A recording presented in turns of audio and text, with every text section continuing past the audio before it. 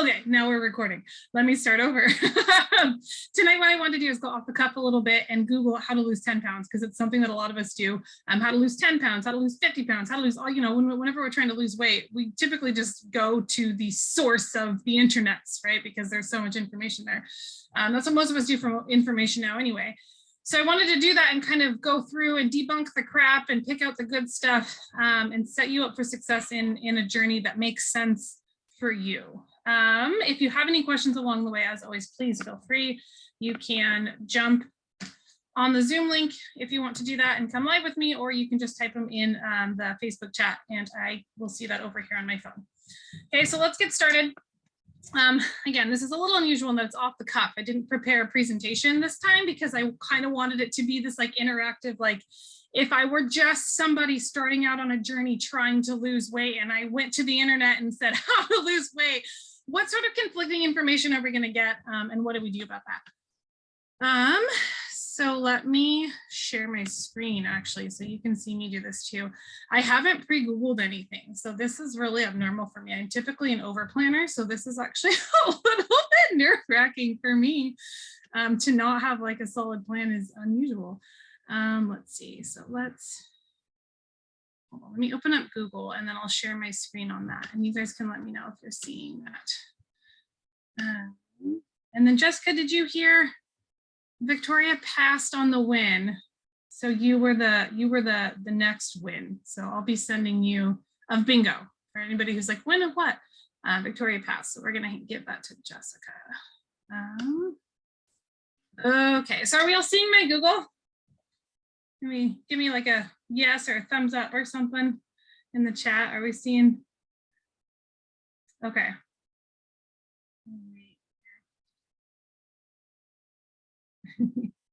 Oh, good. Okay.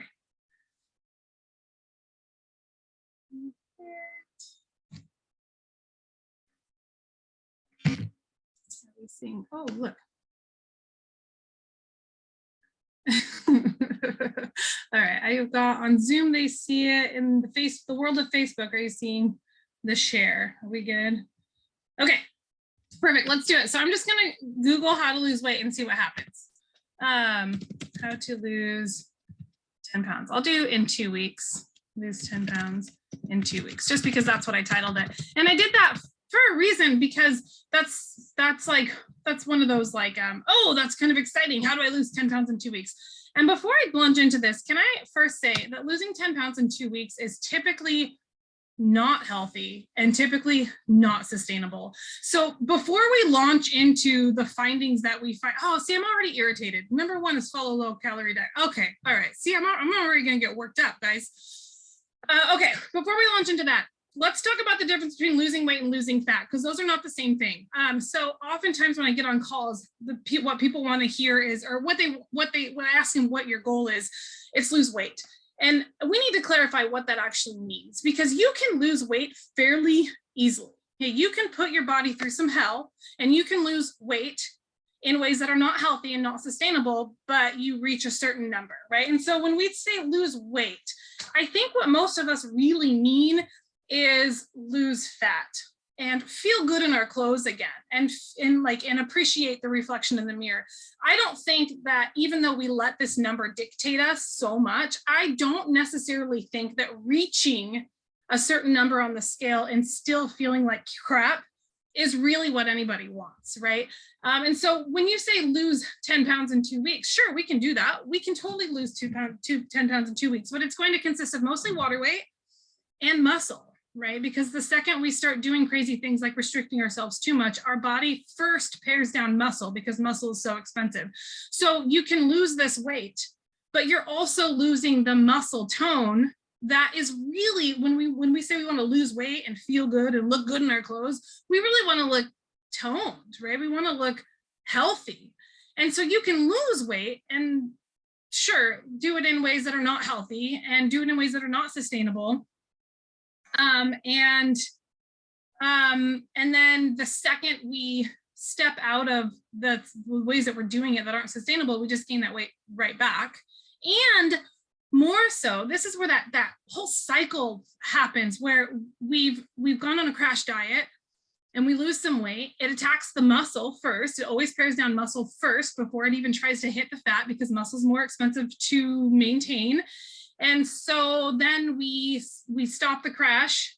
Okay, we gain all of that. We start eating normally, like what we would consider normal. We start, not maybe starving ourselves, or we end the crash diet. Then we gain all that weight back. And we're in a worse position than we were before, right? Because we gained all that weight back and we have less muscle because of it. And if you remember from our metabolism talk, if you haven't watched that one, go watch it. It's a good one about like how our metabolism actually works. If you recall from that one, our muscle is what's revving our metabolism, our resting metabolic rate.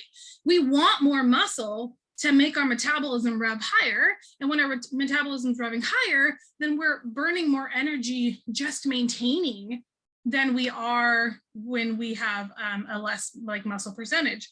So now we're in a worse spot because we crash dieted, we lost weight in the form of water and muscle, and then we stopped the crash diet, gained the weight back, and now we've got less muscle, so our metabolism is even slower, right? So you see how this yo-yo dieting is just a direct attack on our metabolism, which makes it harder and harder and harder to lose the same 10 pounds, right? Has anybody been through this where you've lost 10 pounds, right? And then you gain it back, and then you tried to lose it again and it got a little bit harder, and maybe you got there, but then you gain it back, right? And then you're trying to do it again, and now what you were doing before doesn't work, and so then it's even harder. Has anybody been in this cycle where you feel like I've done what I thought I was supposed to, I lost some and then I gained it back and now it's harder? Right. I know I found myself in that for a long time, right? For a long time. So the difference here between see, Justine, I know it's frustrating. It's so frustrating because then you find something that you think that works, and then it wasn't sustainable, or something happened, life happened, we popped out of it, and then we gain it back, and then we try to go do it again. It doesn't work as well. And the interesting thing about that is that that's actually, your body is doing exactly what it should be. It's adapting, right? You gave it this signal that it should become more efficient on fewer calories.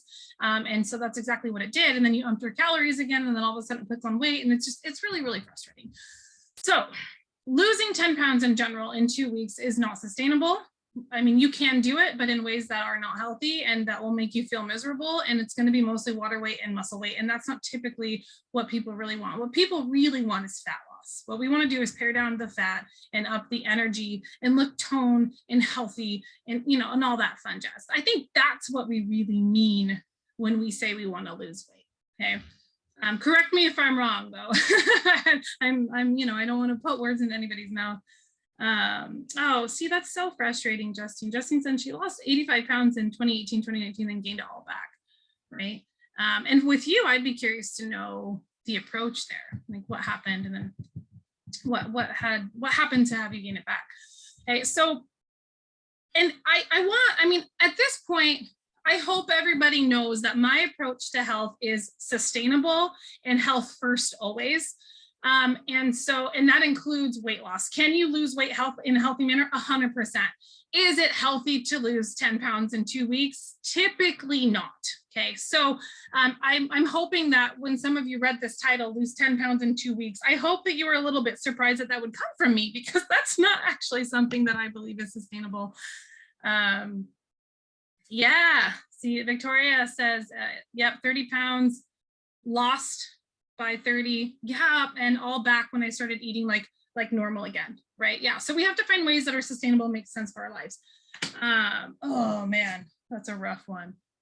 Divorce, and that's stress, lots of stress, Justine. Yeah, and stress plays a heavy role in our ability to lose weight. So I always promote doing this in a healthy way. And so aiming for kind of unrealistic goals that require us to make complete life changes that are not necessarily healthy will never be something that I promote. So in general, if somebody comes and says, I want to lose 10 pounds by tomorrow, we're going to really talk about how reasonable that is and how realistic that is, and what you'd have to do to your body to get you there, and really dig deep into whether that's sustainable for you. And for most people, it's not.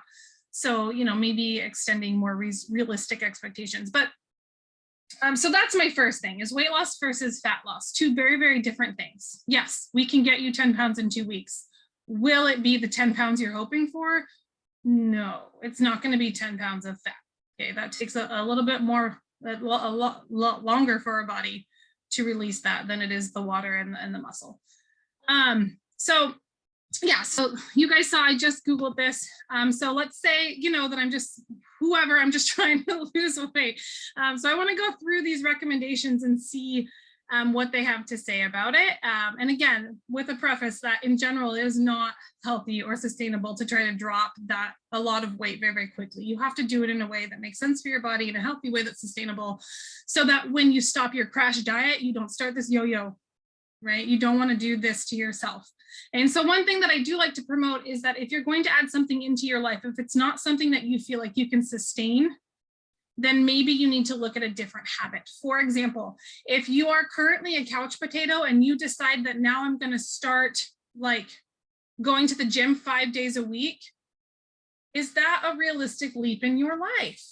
Can that be something that you maintain forever? Is that something you want to commit to forever? And I think for most people, probably not.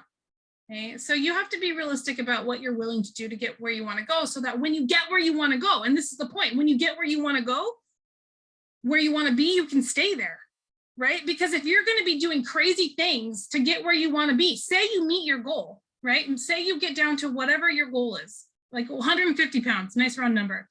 What are you going to do at 150 pounds? Are you going to maintain this crazy diet that you've been on forever? Or are you going to be really proud of yourself, pat yourself on the back, get back to normal, and then all of a sudden see an increase and get really down on yourself because you couldn't maintain it, right? So it's really important that we do things in a sustainable manner, so that when you get where you want to go, you can stay there and stay there happily, right? We'd all like to be at our goal weight and feel good and do it without the pain of having to worry about every single thing that you put in your mouth. That's just not reasonable. You have to be able to live and live happily, okay? So let's see, I'm just gonna go, if you wanna see anything, the very first thing that pops up to lose pounds, a person can, and this is from Medical News Today, okay? So again, let's just say that you're trying to figure out how to lose weight, and all I did was how to lose 10 pounds in 2 weeks. This is the very first article that pops up. So let's go through it together and talk about how I feel about these recommendations. Do I think they're reasonable or sustainable? Let's see, 5 tips if you want to lose 10 pounds. Maybe we'll open that one too. I don't know, from Livestrong. These all seem like reasonable sources, right? So again, I'm just coming from it from somebody who just thinks they want to lose some weight. So you go through, let's see, we'll read this. I do like that it says it's possible, but it won't be 10 pounds. Yeah, perfect. This is exactly what I was just saying. It's going to be from water. It's going to be from muscle. If you're trying to lose weight by crash dieting, your water and muscle is what goes first. Oh, good. This one's good. It starts talking about, yeah, some problems that can happen if you try to. That's beautiful. All right. I love that. I love that there's some warning here that it's actually not very healthy to do that. Okay. So the first one is follow a low calorie diet. Okay. So if anybody's watched anything from me, you know that I'm so anti-low calorie, because this is the first way to start slowing down your metabolism. Our bodies naturally adjust to the intake we're giving it. So if we're giving it a little bit, it starts slowing down the metabolism to match that need, right? You're asking your body to operate on less, and it says, I can, but I'm going to have to start slowing down the metabolism. And it does this in various ways. It does it like, you might notice if you start slashing your calories, you might notice that you get a little bit colder because it's trying to maintain a lower body temperature. If you're somebody who fidgets a lot, sometimes if you slash your calories, your body has this propensity to try to stop any excess movement. So the things that you do like subconsciously, it'll stop that. So if you're a fidgeter, sometimes the fidgeting will stop. Anybody who knows me in real life knows that I shake my leg a lot. It's not like restless leg syndrome or anything, but I just happen to move. I have a lot of excess energy. So my body finds ways to try to expend that throughout the day naturally. So I shake my leg. I do it totally subconsciously. It's not intentional. And it really bugs people around me sometimes. So I apologize if that's been you. Feel free to yell at me if I'm shaking my leg. But when we slash our calories, our body adjusts. Okay, so this is one of the things that you can do. So following a low calorie diet is fairly harmful to our metabolism. This is not something Victoria says, it never bothers me. I apologize ahead of time for that. I'm glad it doesn't bother you. Sometimes it bothers my husband, poor guy. So following a low calorie diet is really not, now, can we get like lower our calories by a little bit to try to get where we want to go? Well, absolutely. But when we follow too low of a calorie diet, so my question is, when you read something like this, follow a low calorie diet, will anybody volunteer what that means to them? What does it mean to you to follow a low calorie diet? When you read that, what comes to mind?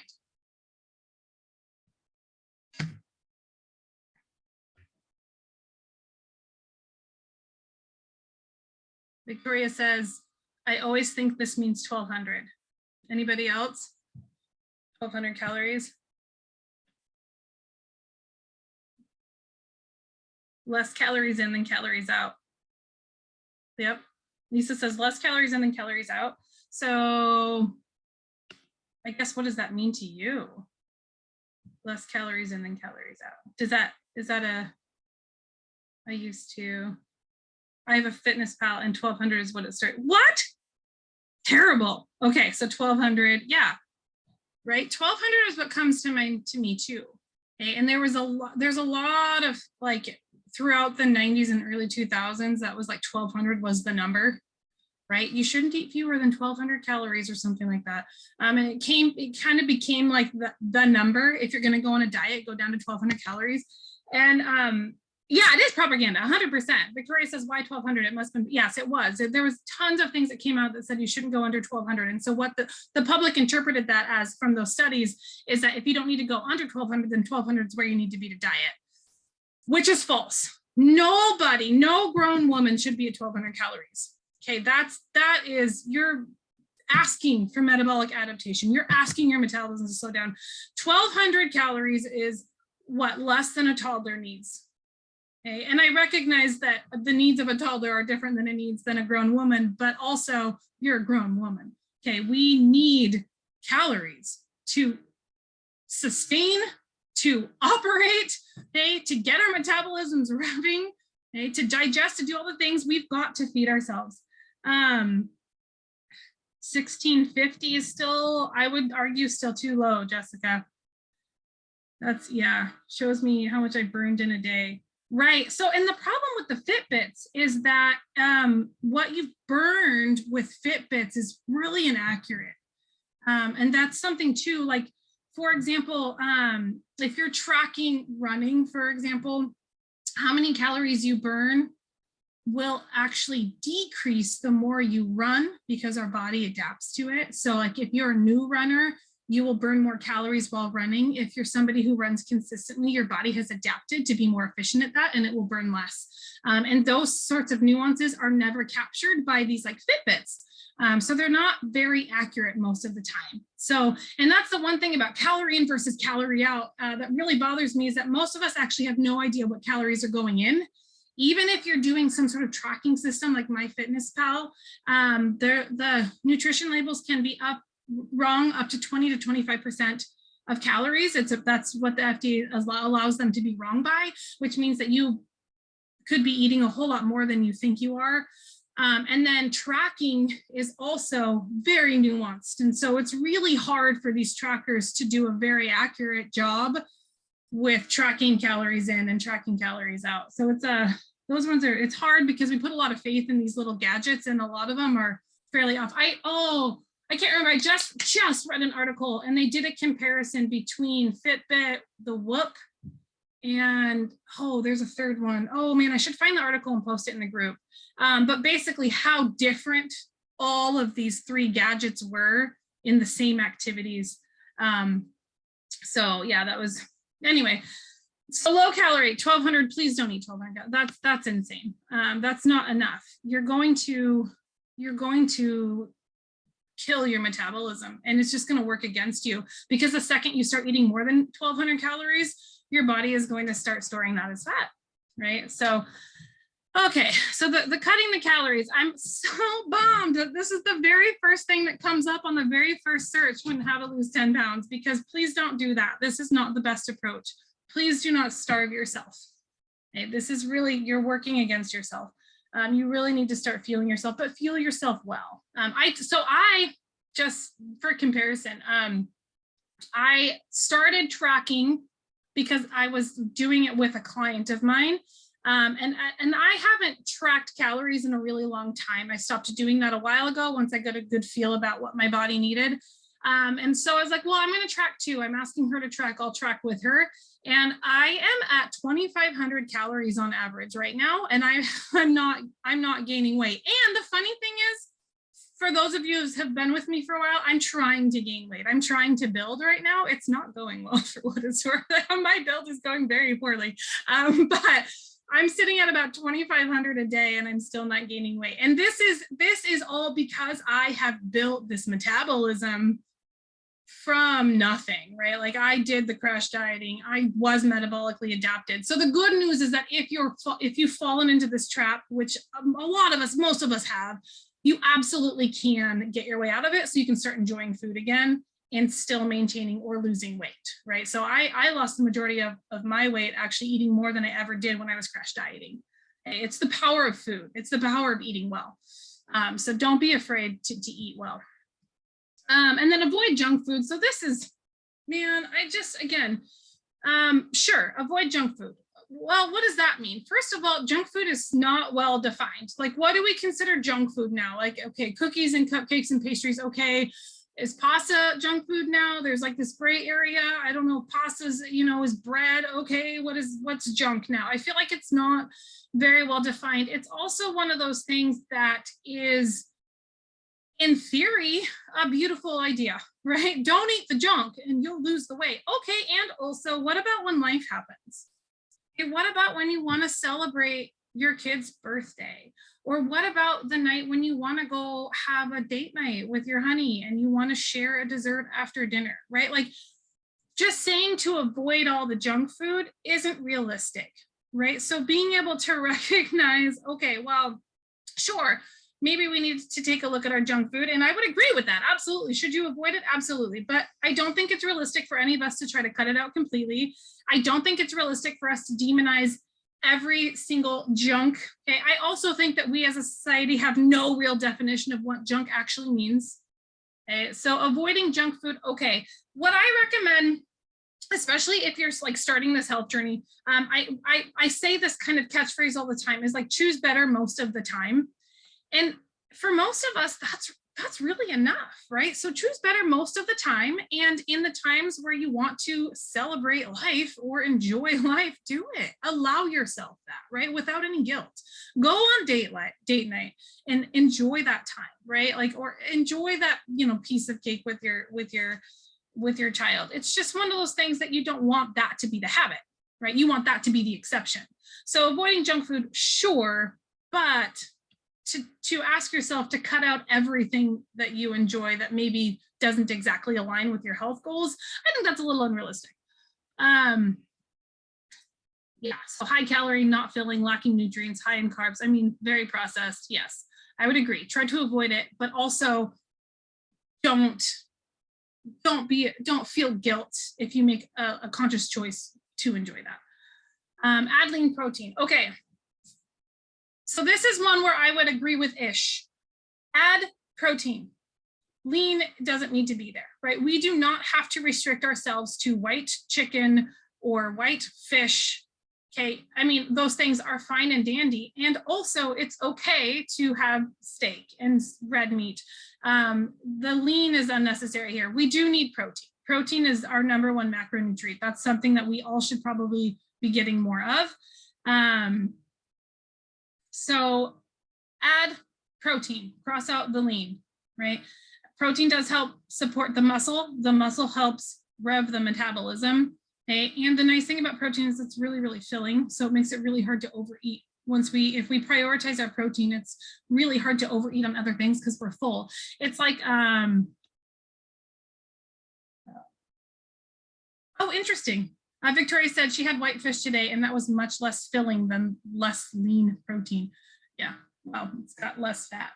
So fat's the last thing to empty out of our stomachs when we're digesting. So that's why you can feel pretty full for a while after you've had fat.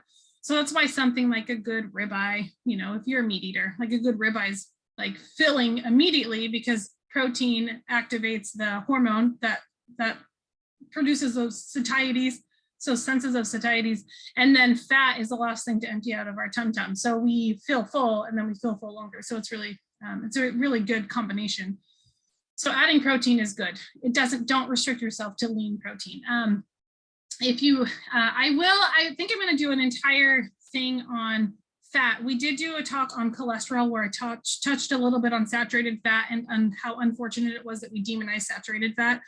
So if you're in the, oh no, saturated fat boat, in a nutshell, that's not necessary. We don't have to demonize saturated fat. Move more. Okay, so move more, sure. I think that in what way, I guess. Let's see if they elaborate on this. Yeah, okay, so this is good. I like this one. Find ways within your day to move more. Absolutely. Do what your body was made to do. Last week, I talked about the importance of walking, how we underestimate the power of walking. Sometimes just getting a few more steps in your day can make all the difference, right? So doing things like parking further from the door or setting the last 5 minutes of every hour to just get up and walk and move your body, especially if you're at like a sedentary job. Take a walk during lunch, take the stairs if you can. One of the things that I had mentioned last week was, you know, if you live or if you work in a building that has multiple levels, like maybe when you use the bathroom, go to the bathroom on a different level so that you have to walk up or downstairs to get more, basically fitting in a little bit more movement throughout the day is a really nice way to impact our calories out part, you know, using more energy in a way that doesn't feel like we're having to go out of our way to do it, right? So simple ways to add in a little bit more movement. That's beautiful. I like that. Okay, high intensity cardio. Wow. Okay, let's talk about HIIT. Okay. I am struggling higher. Yeah, Jessica, you know what? Why don't you, if you don't mind, Jessica said, I'm scared to do this. I'm struggling with higher cholesterol numbers than it should be. I would be happy to talk to you a little bit more about cholesterol. If you want to just send me a message, we can talk some numbers and see if you should be really truly afraid of saturated fat. I've seen plenty of cases where people have increased their saturated fat and their cholesterol numbers have improved. Okay, so if you're feeling like the saturated fat might be a contributing problem, let's talk about that. I'd be happy to do it. I know that we all get very flustered around cholesterol, and it turns out cholesterol really isn't scary as we make it. But I recognize that this is like ingrained in us, just like diet culture is, that cholesterol. So I'd be happy to talk about that. Okay, HIIT. So high intensity cardio. So this is, okay.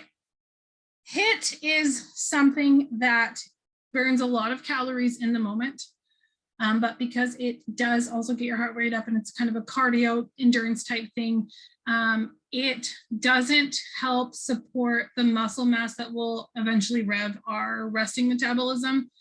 Now, I think in terms of weight loss, HIIT is a better choice than cardio, but neither one of them are going to be efficient in long-term weight loss. Okay, so, and the other issue that I have with HIIT is that it is by its very name high intensity. So if you are somebody who is not well-versed in exercise, if this is not something that you've been consistently practicing, okay, if you're somebody who's trying to go from sedentary to movement to lose weight, going from sedentary to HIIT is probably one of the worst things you can do. You're asking for injury. A high intensity means you're putting your body through a whole lot in a little amount of time. And if you haven't prepped your body for that, injury, you're going to hurt yourself. Oh, that's beautiful. Hi, I'm live. Okay, love you. Bye. So be very careful with how you use HIIT. I think there are a lot of benefits to HIIT, but I don't think it's a good first step in weight loss. So be careful, especially with injury. HIIT also requires a lot more recovery, okay, because it's hard on the body and it puts our body into high stress. High stress means holding on to weight, right? So be careful with that. I definitely would not recommend HIIT for somebody who's just starting their health journey. Add weights. Yeah, this one's good. Add weights, resistance train. Yes, lift. I know that we can sometimes fear lifting because we don't want to get bulky. It is actually very difficult for most women to get bulky. We have lower testosterone levels.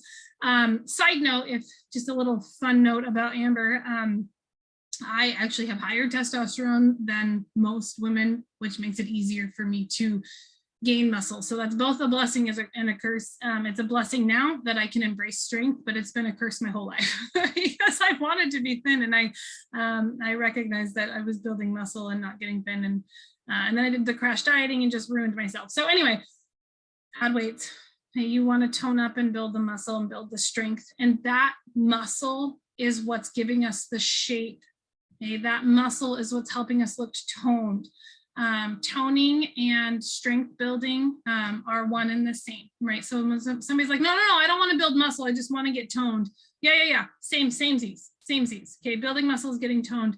And as you add weights and you add resistance, and it doesn't even, like, I would expand this and not even just add weights, just add resistance training. So it can be things like resistance bands. You can do body resistance exercises. There are lots of them out there. So a lot of good exercises. Do some air squats, do some planks, push-ups, these sorts of things. But just add some resistance to start shaping the muscle. And as you shape the muscle, you will rev the metabolism. The muscle is what revs our resting metabolic rate, which is the majority of what our calories out are from anyway. Most of our calories out are not from intentional exercise. It's from our non-exercise activity. So that's adding in those more movements throughout the day, like walking from the back of the parking lot. And the majority of it's from our resting metabolic rate, which is fueled by our muscle. Okay, so you can rev your metabolism by building some muscle. So adding weights is beautiful. I really like that one. Eat fewer carbs. Okay, carbs, we all love them. And right now, the society in general is just saying carbs are bad. And I think, let's be very careful about this. Carbs are not in and of themselves bad. They're not, okay? Typically carbs are paired with processed junk, lots of sugar, okay, and chemicals and things to keep them shelf stable, right? So it's what carbs are typically paired with that can cause us a lot of troubles. Carbs in and of themselves are then our fuel source. They help us give energy. They help recover. Like after you've had a workout, one of the best things you can do to help your muscles recover is to have a healthy carb, like eat an apple, okay? Vegetables have carbs in them, fruits have carbs in them. So this demonizing carb movement that we're currently in, it bothers me because I feel like we're grouping all of these things into one category. And so since carbs are bad, so are fruit, right? Like I can't, I get so frustrated when people are like, no, I can't have fruit, there's too much sugar. And I'm like, oh dear Lord. Okay. And also there's fiber and there's vitamins and there's all of these beautiful things inside that one piece of fruit that your body needs. Please eat the apple. So, trying to demonize an entire group of nutrients is that's a little bit rough. Now, yes, should you eat fewer donuts? Sure. Yes. But that's because it's also like tons of just refined sugar, which is not the same as like trying to eliminate all carbs. So this one is a ish for me. Sure, eat fewer refined carbs, but don't fear the carb itself, if that makes sense. Let's see, what else do they got? Reduce bloating. Reduce bloating? Okay, that's general. What does that even mean? Okay, reduce bloating. Sure. Wouldn't we all like to do that? Here's the problem with this, reduce, okay, what does it say? It says it holds on to extra water, gas, removing foods that can cause it can reduce rate. Yeah, sure, we all know this. High in sodium, frozen dinners, carbon, okay. So bloating can happen. This is a little too general for me. I mean, sure, yes, reduce bloating. That seems like weird advice to me. First of all, there's a lot of different reasons why people bloat. Sometimes it's because like if you are not getting enough water, your body will naturally hold on to more water because it's trying to prevent dehydration. And since it's not getting enough fluids, it's holding on to what it can in case it doesn't get more. So one thing you can do to help reduce bloating, it seems a little counterintuitive, is drink more water. Okay, so like I see here all the time, I always have water with me. I also always have coffee. That's I'm always double fisting my drinks. But if you do feel like you're a little bit bloated, one reason might be because you're just not getting enough water. So increase your water intake to help reduce bloat. That's one thing you can do. Please note though, that if you are chronically under drinking water and you start drinking water, you will go through a period of bloating, right? That's normal. Your body has to adjust. It doesn't understand right away that you're going to start giving it what it needs. So it will start holding on to it.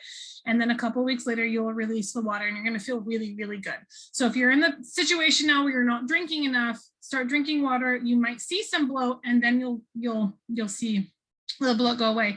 The other problem with this though is that bloating is also a sign of digestion issues. If you have digestive issues, then you need to do a little bit more like not experimenting, but exploration, there you go, to see what sort of things might be causing the problem. So you could have gut health issues, you could have bacteria issues and that need to be addressed.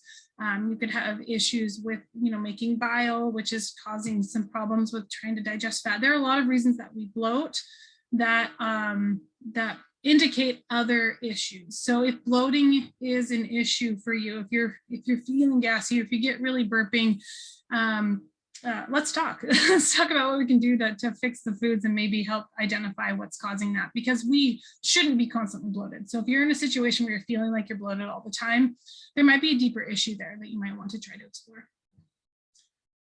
Okay, follow a meal plan. I think that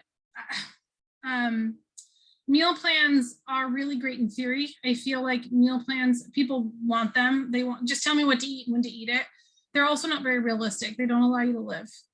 So following a meal plan, I think absolutely, I think having plans for meals is really important, especially when you're busy. Like this quarter for me has been intense, right? So trying to have dinners planned out ahead of time is really, really helpful. However, having a meal plan where this is what you eat at this time and that's it, I don't think that's realistic for like life in general. Again, what happens on the days where you have a birthday party planned, right? Well, I'm sure that your little meal plan doesn't take into account that, or what happens on the days where you're just tired and you just went from one practice to another with your kids and you just want to stop at something and get something quick on the way home. Like, I just feel like there's not enough flexibility there. So if you're somebody who can follow a meal plan, fine. I think that's great. I just don't think for most of us, they're that realistic.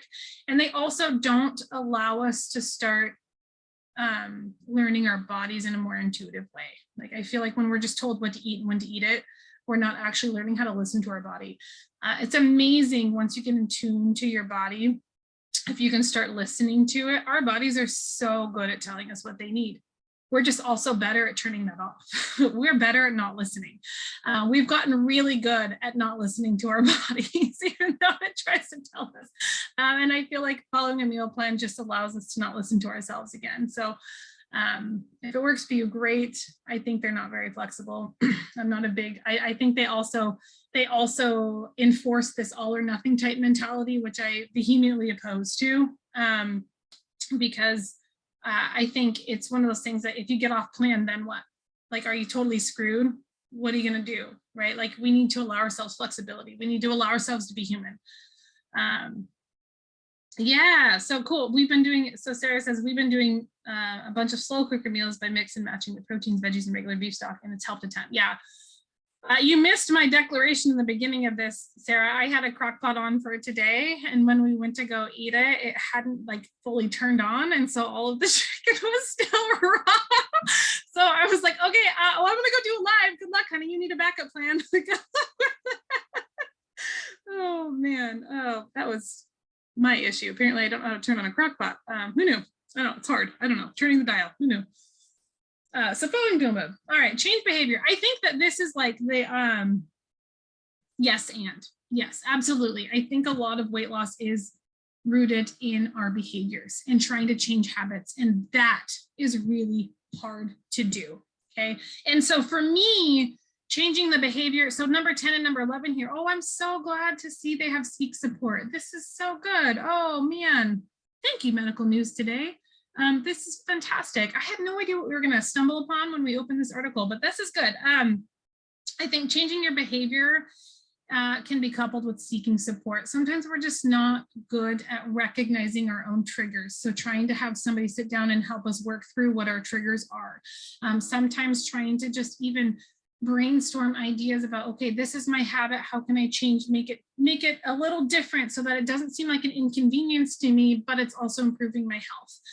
Like one of the things that I like to start off with clients, if any of my clients are here, I probably have this discussion with you, but like coffee creamers is one of the biggest, it's one of my biggest pet peeves because a lot of us drink coffee. I'm a coffee drinker too.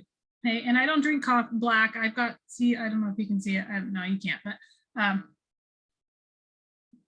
if you're a coffee creamer drinker, just be aware of the ingredients. Okay, like coffee mate, regular coffee mate, I think the very first ingredient is vegetable oil, right? Throw it away. Toss that shit out, please. If you want coffee creamer, that's fine. Find a real coffee creamer. Coffee creamer naturals, that is dairy based. That's actually a real creamer. Okay, so it's these types of things, like trying to find little changes, little tweaks that you can do to help support your long-term health without feeling like you're totally inconveniencing your life. This is how we find success. Okay, so changing your behavior, I think this is essential. And I also think that this is the hardest part. There's a psychological factor here. There's a habit factor here that you have to learn how to break habits and then create new ones, which are two very different skill sets. Okay, trying to learn how to break a habit is very different than trying how to build one. And when you are trying to change behavior, you're doing both, right? So that's one of the reasons why losing weight is so difficult, because you have to recognize the things that you do like subconsciously, break that, and then replace them with better habits. That's really difficult to do. And that's what somebody like a health coach does, right? We support you in, first of all, recognizing the little things that could be changed, and then helping support you while you go through the process of breaking bad habits and trying to implement them with, yeah. Have you tried like the coffee creamer naturals one, Jessica? She said coffee creamer is hard. She's tried different things and it's so hard. You can also, Jessica, making your own coffee creamer is actually really easy.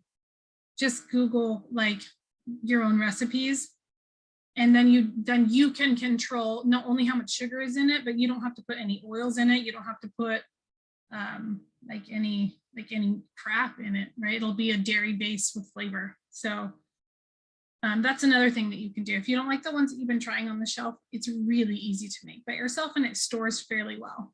So, okay. Questions, any comments, any, right, so this was kind of, I wanted to go off the cuff. I just wanted to open up a thing and talk about what they have to say. And I think, I mean, out of all of these, I think there's some good stuff here. Please don't follow a low calorie diet. That's nonsense. Yeah, I mean, there are definitely ways to lose weight without having to slash your calories. That's not sustainable. Avoiding junk food is a little too broad for me. What does that mean? Add protein, not just lean, just protein. Prioritize your protein. Move more. Find little ways to move more throughout the day. I think that's perfect. Avoid HIIT. Don't do HIIT unless you are well versed in exercising. HIIT can be very difficult or very hard on the body, and you can cause some injury there. Add weights, absolutely. Resistance train, good. Eat fewer carbs, sure. And also that just means refined. Eat fewer refined sugars. Reduce bloating, which is that's so big, that's crazy. Follow a meal plan if you want. I don't recommend them, but really seeking the support to help you change behaviors, surrounding yourself with people who can help make those changes is really important too. And the one thing I do encourage, especially, if you live with a spouse, is being very clear about your intentions with your spouse too. I think sometimes we get maybe a little embarrassed, like, oh man, I'm gonna go on yet another diet. My husband's just gonna roll his eyes at me or whatever. But approaching it with like, I really want to start putting my health first. I really want to start making some habit changes that might impact you, because it might impact the way that I make dinner. And being very open and honest about that, I think, is a necessary and helpful conversation to have with anybody who is sharing these responsibilities with you. I couldn't have done it without my husband. I needed that support. I had tried for 20 years to do it by myself. He had no idea that I was anorexic. He had no idea that I was throwing up. He did not know any of that. I'm sure he still doesn't. It's not something that I talk to him about. So I think it's important to have these conversations so that you can do this journey with support. Okay? And if that's not an option, then find friends that you can support, or come join it, or be in this group and seek the support you need. That's exactly why I'm here. Okay? I want to help you. I want to help everybody in their journeys. If you've got questions, I want you to feel you have somebody comfortable that you can come talk to. I'm loving all the questions that I'm getting in my direct messages. And some of them I don't know the answers to. Some of them I go and I talk to my mentors and I say, hey, this is what's going on. What do you think? And that's the other thing, is that when you connect with somebody like a health coach, we have a wide array of resources at our fingertips and support systems. I have my own support system too. So seek support, right? If you're really struggling, that's what we're here for, my friends. All right, questions, comments, concerns? Was that helpful at all? Are we learning things? I want to be serving you.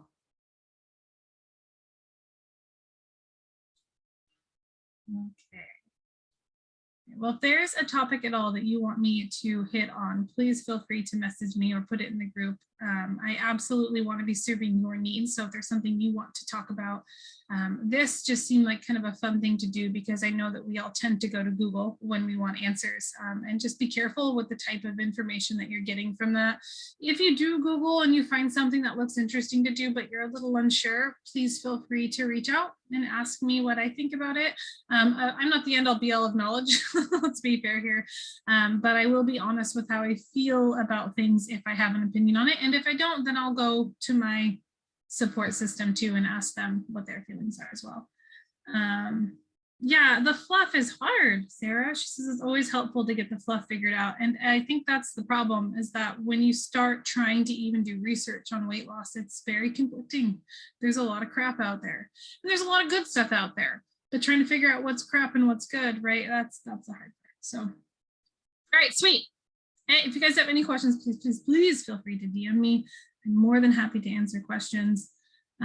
We've got them. And yeah, and if you have any requests for recipes or anything, I'm open to what your needs are.